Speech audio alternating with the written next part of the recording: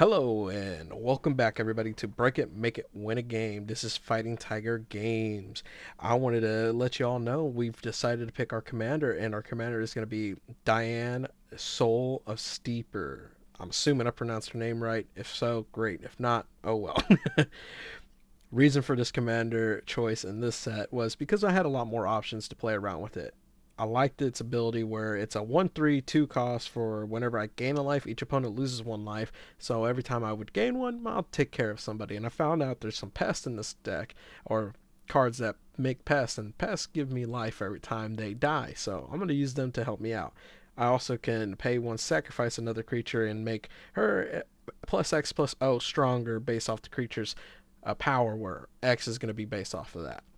So continue on from this in our game or in our challenge, we always allow ourselves 10 cards to be added into the deck from outside. Mainly going to be for mana ramp or land base or fixing our land as well, or mana fixing.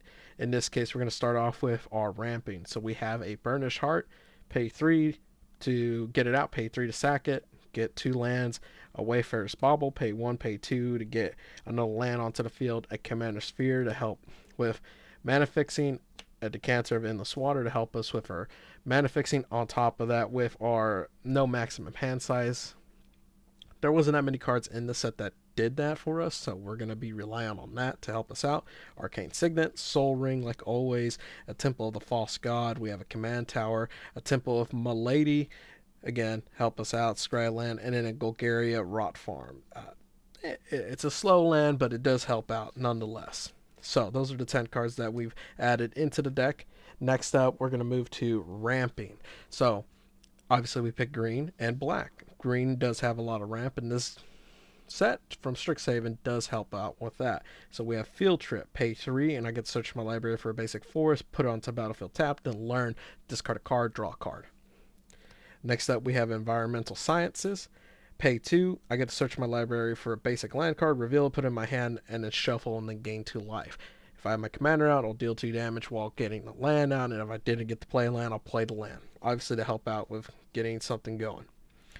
Emergent Sequence, pay 2, search my library for a basic land.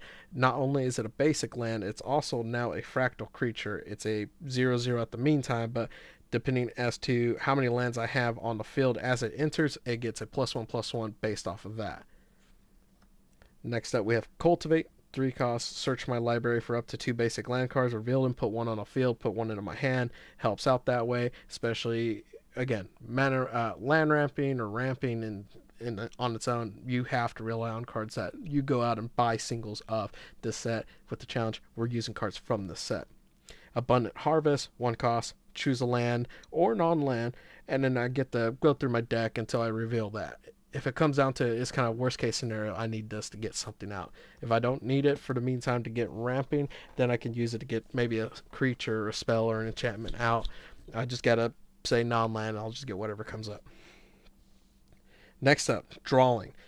That is important in this game, obviously. We have Charge Through, 1 cost for a green. I get to give a creature trample and also get to draw a card. Little benefit, helps me out, helps them out, can deal damage. Who knows, maybe I can help out another opponent that's needing to deal enough damage to kill off somebody. Crush and Disappointment, 4 costs. Each player loses 2 life. I get to draw 2 cards. Introduction of 2 Prophecy, 3 costs. Scry 2, draw a card. Get to see what I need. You never know. Plumb the Forbidden, 2 costs. I get to, sacrifice however many creatures I like as I go about it. That's part of the costing cast of this. Sacrifice a creature, get to draw a card. I've got plenty of pests. I get to sack all my pests, gain life, deal damage, and as long as my commander's out on the field, and I could draw that many cards, and I'll lose 1 life. So it'll equal out on its own. Helps out. Village Rites, sacrifice a creature, draw 2 cards for 1 cost. Not bad. Sign in Blood, 2 costs. I'll choose myself. I'll lose 2 life. I'll draw 2 cards. Regrowth. It's a situational card, but I have it just in case I need a recursion from maybe someone milled me or I discarded some cards that I needed. Return a card from my graveyard to my hand. And next up, we have Basic Conjugation or Conjuration. I can't pronounce it. Sorry, guys. 3 costs. Look at the top 6 cards on my library, and I may reveal a creature card. If I do, I get to put it into my hand and put the rest in the bottom of my library, and then I get to gain 3 life on top of it. So if I have my commander, I'll deal 3, and while gaining the get a card out of it. Next up, we have Mage's Hunter, and this is going to be for our destruction. So getting rid of some people's creatures, enchantments, or just board wiping in general if I have to reset the board. Mage's Hunter's Onslaught, 4 costs. Destroy target creature or planeswalker, and whenever a creature blocks this turn, its controller loses 1 life. So I'll get rid of someone, and if someone decides to block while I'm going after them, well, guess what? You get to lose a life on top of it. Necrotic Fumes, 3 costs. As an additional cost, I have to exile one of my creatures, but not only do I get to do that, I get to exile someone else's creature. So it could be a commander, or I could do planeswalker. So very versatile. I don't have to rely on non-legendary rules. No, I'll go after that. I have Flunk, 2 costs, -X, where X is 7 to start, and if a person has more than 1 card, you take out from there. So if they have no cards, it's -7, -7. Whole point of this is to get rid of someone's creature that has indestructible.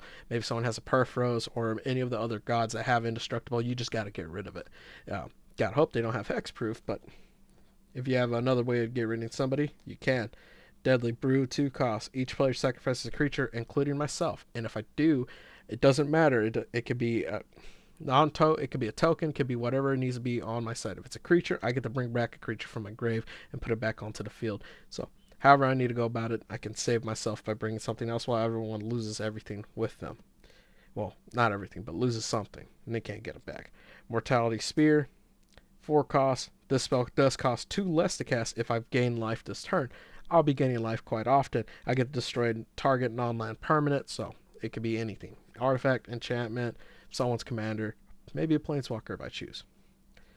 Next up, we got Rushed Rebirth, 2 costs. Choose target creature, and that creature, when it dies, I get to search my library for a creature card with lesser mana value, put it onto the battlefield, tapped, and shuffle. It's a situation I'm going to be using at the same time while maybe exiling somebody's creature or attacking when I need to get rid of. Now, these are our big board wipes. Deadly Vanity, it's expensive, 8 costs, but I get to choose a creature and a planeswalker and then destroy everything else. So I get to keep something.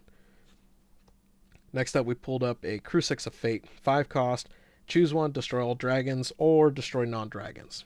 Simple and easy. Great card. Good art. I like the look of it. Next up, we have ourselves tokens. So, as I mentioned earlier, our commander is going to utilize the ability from these pest tokens as they go about it, and then we have some cards that help make more pest tokens, but in this case, this is just the basic stuff. So, Pest Summoning, 3 costs, create 2 1/1 green-black or black-green pest, and when they die, I gain 1 life. Next up is a 2 cost Hunt for Specimens, create a pest token, and I get to learn which discard and draw a card. If I need to, I can adjust how I need to go about it. It's situational once again. A lot of these cards are useful when the time does come. Professor of Zoomancy, 4 costs for 4/3. Not only do I get 2 bodies, one of them's being a pest, it does help out, and I can use him to attack or just sacrifice him to make more pest. Lionland Invocation, 6 costs, very expensive, but in this case I get to create a 0/0 green blue factoral and put X 1/1 counters on it, where X is the lands I control on the field, which is beneficial. I get to deal, I can have something beast and use it to create a bunch of things and combo it off with this guy, 10 the Pest. Pay 2, sacrifice a creature. I could sacrifice one of the fractals I just created and make X 1/1 black and green pest out of it, and based off the power. So if I had 10 lands, I got a 10/10, get rid of it, get 10 pest. Next up, we have Containment Breach, 3 costs, destroy target artifact or enchantment. If its mana value was 2 or less, create a 1/1 black green pest. And I mean, I can be rude. I can get rid of someone's Soul Ring if I like, or somebody's little enchantment that gives them oh, it won't benefit me if I get rid of someone's Smothering Tide, but you never know what's out there when the time does call for it. Next up, we have Valentine Dean of the Vine or Vein. It's a 1/1 for 1 cost. Menace lifelink. Every time someone loses a creature that isn't a token, I can pay 2 and get a pest. It'll be worth it. And then I have the flip option for it, where I can pay 1 and put a 1/1 counter on each creature that I control, and they gain trample for just that one turn. depending on the situation where I need to be, if I have to swing out and try to kill off somebody, maybe I might use that. Or if I know I'm going to board wipe, I might just use this to kind of get into it. Next up, we have ourselves little punish cards. 4 costs for 3/4. It's a creature horror. It's called Mage Hunter. Every time someone cast or copies an instant sorcery spell, they lose a life. And that's my opponents only, so that's a benefit for me. So every time they want to do something, they'll take some damage. Witherbloom Apprentice, 2 costs for a 2/2. Every time I cast or copy an instant sorcery, each opponent loses 1 life and I gain a life. And I combo that with my commander. Every time I gain a life, people lose a life. So every time I were to cast something, I get to deal damage, and every time I gain life, people just get to lose life. Dragon's Guard Elite, 2 costs for a 2/2. Magecraft again. This time, every time I cast or copy an instant sorcery, I get to put a 1/1 counter on it, and then I can pay 6 to double its 1/1 counters. If I can get this big enough, I can probably swing out and kill somebody, or just sack it and then gain a bunch of pest out of it, if depending on the situation. Then we have Wandering Archai or Archek. I can't pronounce it, but it's a 5 cost for 4/4, and I like this ability. And I'm not going to use the sorcery bit of it. I like this avatar on its own. Anytime someone casts an instant or sorcery, if they don't pay 2, I get to copy it. So if they end up doing something, oh, I get the ramp. Well, me too, if you don't pay. So not only do I get the benefit off of them, I'll just be gaining a bunch of things out of it. Next up, we have the ability to gain life as we go about it. Infuse Vitality. This is a very situational card. 2 costs. As long as I get to give a creature Death Touch, and if it dies while on the battlefield tapped under my control, I gain 2 life. I gain 2 life no matter what. But if it dies, I get to return it to the battlefield. It's helpful and whatnot, but it's situational. Cram Session, 2 costs, gain 4 life, and then I get to learn. Discard a card, draw a card. Benefit, helps me out.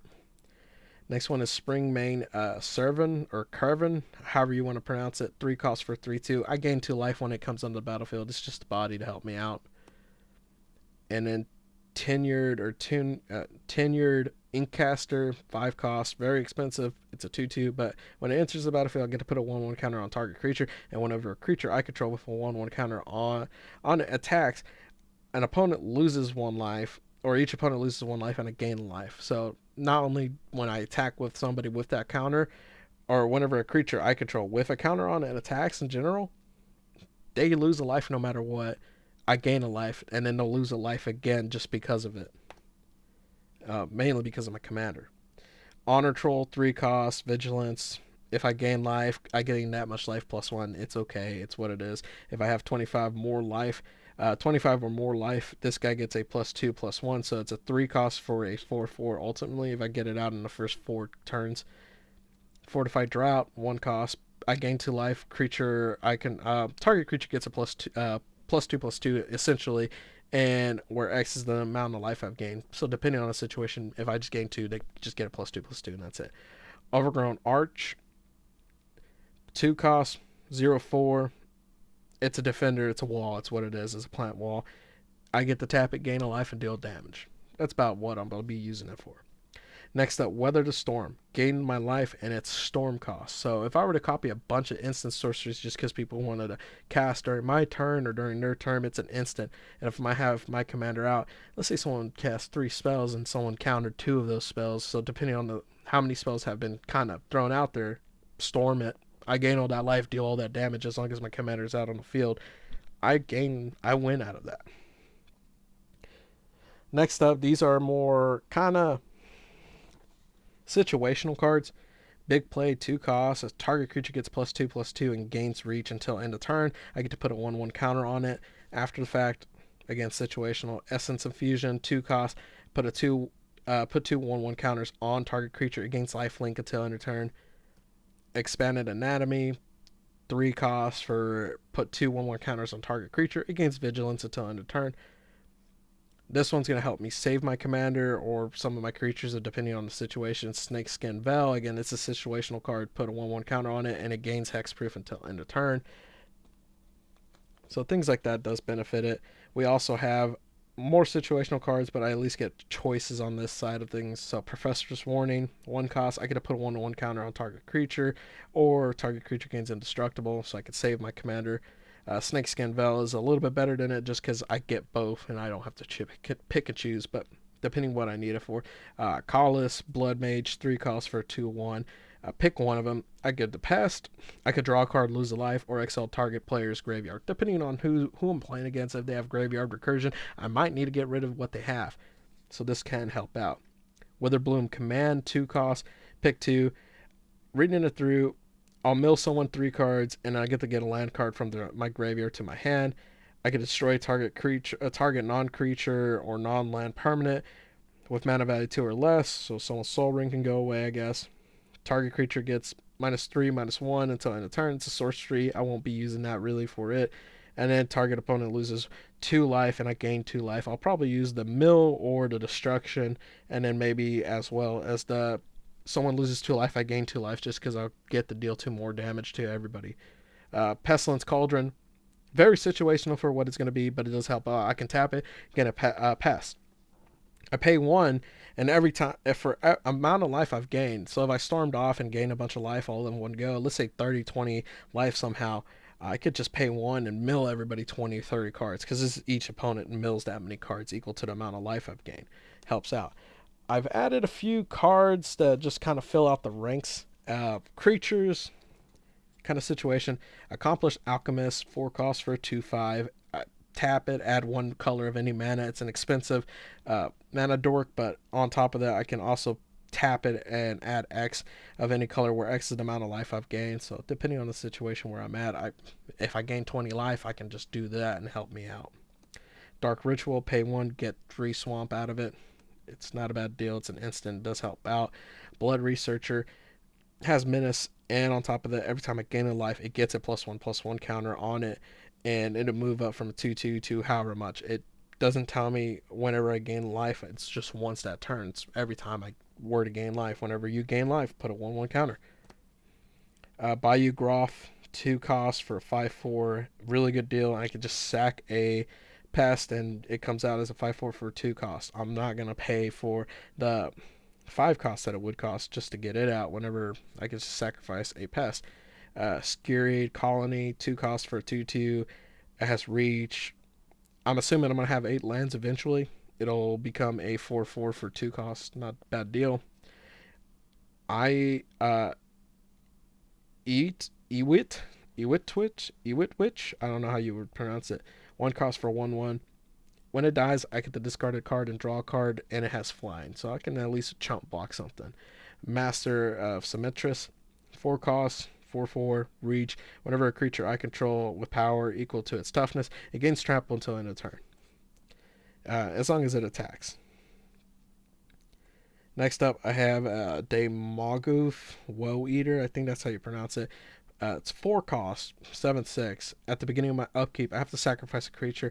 When I sacrifice this card, each opponent will discard a card, and I'll draw a card and gain 2 life. It's a win-win for me. 4 costs. I might not be able to swing with it because I didn't get many cards with haste. I don't think this set really had much equipment factors into it, other than I think it was like Zephyr Boots, which just gives you the ability to fly, and that's it. It doesn't give you haste or anything like that. I'll probably use it mainly for sacrifice 1 creature and just use it to swing out once or twice, and that's about it, and then get rid of it eventually, or sack it, or use it as a cost to get a bunch of pest out of it. But that is our commander from the Strixhaven's set. I hope that you guys enjoyed it. Let me know if there's something in this set that I could have just used or replaced with it. Obviously, we have other cards involved with the deck, such as just our land. It's just a bunch of swamps and forests. It's nothing really important for it. But if you guys know anything, let me know. I do appreciate y'all watching this video. Give me some tips and tricks as to what you guys would think about, and then what next set you would like to see after this. The next video that would be up would be the challenge game with it. So trying to win a game with it. Hopefully we could pop off. We've added a few cards that does help us out, so something that we're gonna be hopefully getting to enjoy, and maybe upgrade this deck, and I might do just a deck tech over it in the future. Thank you guys for watching. You guys have a good day or night depending on when you watch this.